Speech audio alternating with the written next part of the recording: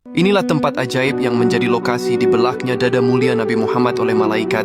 Tempat ini menjadi saksi mukjizat luar biasa Nabi Muhammad sewaktu masih kecil. Pernahkah kalian mendengar kisah tentang peristiwa spiritual paling luar biasa yang terjadi pada masa kecil Nabi Muhammad?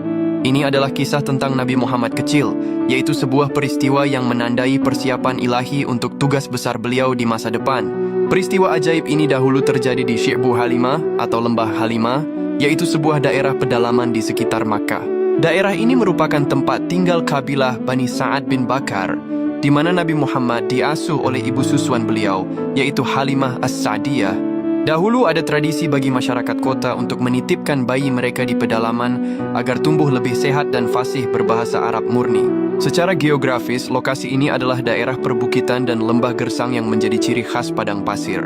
Meskipun tidak ada bangunan khusus atau penanda modern di lokasi persisnya saat ini, area tersebut dikenang sebagai tempat di mana salah satu peristiwa penting dalam masa kecil Nabi terjadi. Nabi Muhammad mengalami pembelahan dada pada usia yang sangat muda, yaitu sekitar 4 hingga 5 tahun. Dahulu, beliau senang bermain-main bersama anak-anak lain di padang rumput dekat kemah keluarga Halimah. Diceritakan bahwa ketika Nabi Muhammad kecil sedang bermain, malaikat tiba-tiba datang menghampiri beliau. Dalam peristiwa tersebut, dada Nabi Muhammad lantas dibelah, lalu hati Nabi Muhammad lantas disucikan. Sebuah bagian yang dianggap sebagai bagian setan atau al-alaqah al-syaitaniyah lantas dikeluarkan dari hatinya.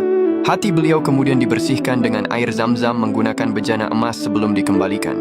Anak-anak yang menjadi teman bermain Nabi lantas berlarian ketakutan ke arah Halimah As-Sa'diyah untuk memberitahukan apa yang terjadi. Halimah dan suaminya kemudian segera bergegas mencari keberadaan Nabi. Dan akhirnya mereka mendapati Nabi Muhammad kecil sedang berdiri sendirian.